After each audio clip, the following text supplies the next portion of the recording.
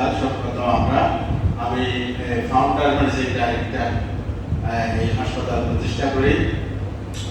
তো এই Chittagong medical college এটা আমাদেরই কলেজ। আমরা ছাত্র জীবনে এখানে লেখাপড়া করছি, এরপরে ইন্টার্নশিপ করছি। এই সেন্ট্রাল মস্ক এবং আমাদের যে শাহ আলম অডিটোরিয়াম, এগুলো আমরা যখন ছাত্র সংসদে ছিলাম তখনই এগুলো আমরা করছি। তখন আমাদের মৌলানা ফারুক সিদ্দিকী সাহেব ছিলেন আমাদের ইমাম খতিব সাহেব।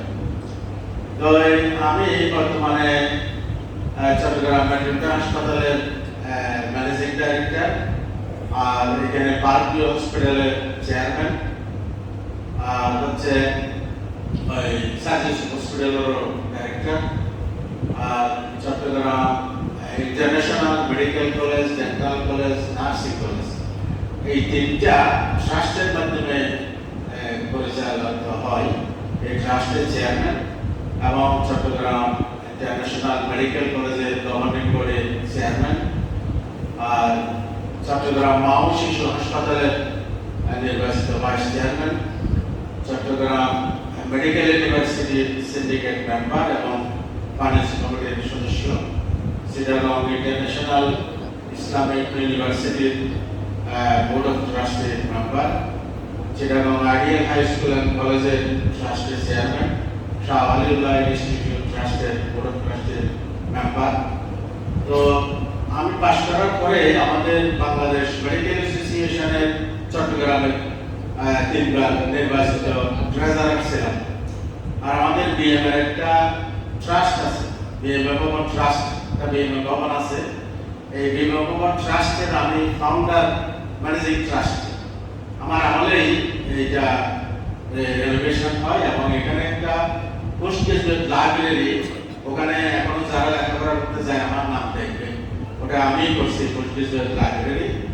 এবং বিএম এর অডিটোরিয়াম, এগুলো আমি সংস্কার করছি, লিফট লাগাইছি, তারপরে বিল্ডিং হয়ে যাচ্ছিল, এখানে রিইনফোর্সমেন্ট করে এটাকে স্টেবল করা, এই কাজগুলো আমার হাতে হয়েছে।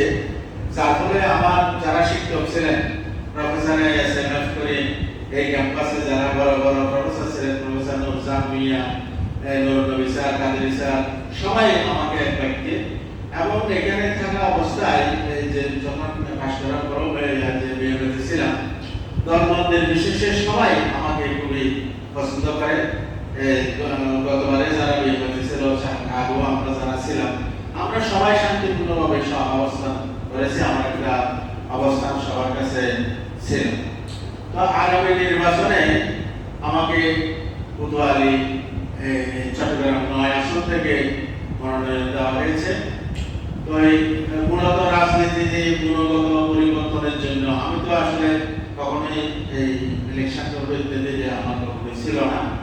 কিন্তু বর্তমানে যেভাবে রাজনীতি কলুষিত, এখানে গণতন্ত্রকে প্রাতিষ্ঠানিক রূপ দেওয়া এবং এই শান্তিপূর্ণ সহাবস্থান, যে মানুষের অধিকার প্রয়োগ, মৌলিক মানবাধিকার প্রয়োগ, সাংবিধানিক রাইট প্রয়োগ ইত্যাদি করার জন্য যদি ভালো মানুষ না আসে, তাহলে এটা প্রতিষ্ঠিত হবে না। এখন তো মনে করেন একদল নির্বাচিত হলে একদল করা যেতে হয়, আরেকদল আসলে আরেকদল করা যেতে, এটা হবে না। আমেরিকায় কি সরকার পরিবর্তন, প্রেসিডেন্ট একজন তো ওই জন্য চলে কাউকে চলে যেতে হচ্ছে, আমাদের দেশে এটা কেন হবে? ও দুর্নীতি করে সুযোগ। তো বৈষম্যহীন, দুর্নীতিমুক্ত, শান্তিপূর্ণ, ন্যায়ভিত্তিক কল্যাণ রাষ্ট্র, সুবিচারমূলক প্রতিষ্ঠা করার জন্যই আমরা মূলত আমাদের সমর্থন চাই। তো আমি জমাপূর্বে এখানে লম্বা বক্তৃতা দিয়ে আপনাদের কষ্ট দিতে চাই না। তো আমি আপনাদেরই পরিচিত ক্যাম্পাসের মানুষ, এখানে আমার প্রতিষ্ঠান এবং আমার বাসা হচ্ছে মেডিকেল কলেজের পূর্ব গেটে, কলেজ কলেজের পাশে যেটা বিমল হাসপাতালের সাথে, ওখানে আমার বাসা। এর আগে জামালখানে ছিলাম আমি চিড়িয়া কলেজে পড়ার সময়, জামালখানেও আমার বাড়ি আছে। আর চিড়িয়া কলেজে পড়ার সময় আমি মিউনিসিপাল কর্ডার কাছে আমার মেজো ভাই চিটাগং জেলা পরিষদের চিফ এক্সিকিউটিভ অফিসার ছিলেন। তো সরকারি বাসা ওখানে ছিলাম। যার ফলে দীর্ঘ সময় আমি কোতোয়ালির সন্তান এবং কোতোয়ালিতে আমাকে সবাই জানেন, ছিলেন। তো সেই হিসাবে এটা এটা কোতোয়ালি হচ্ছে চট্টগ্রামের সবচেয়ে ভিআইপি আসন। এখানেই তো ডিসি অফিস, এসপি সব কিছু, এখানে মেডিকেল কলেজ, মেডিকেল কলেজ, বড় বড় শিক্ষা প্রতিষ্ঠান, স্বাস্থ্য প্রতিষ্ঠান সব কিছু কোতোয়ালিতে। তো কোতোয়ালি একটা ইম্পর্টেন্ট আসন। এই আসনে আপনারা আমাকে মনোনীত করলে, নির্বাচিত করলে আপনারা আমাকে আমানতদার হিসেবে পাবেন, আপনাদের বন্ধু হিসেবে পাবেন, আপনাদের মানে যে কোনো সময়ে আপনাদের জন্য একজন সহযোগী এবং শুভাকাঙ্ক্ষী হিসেবে আমাকে পাবেন।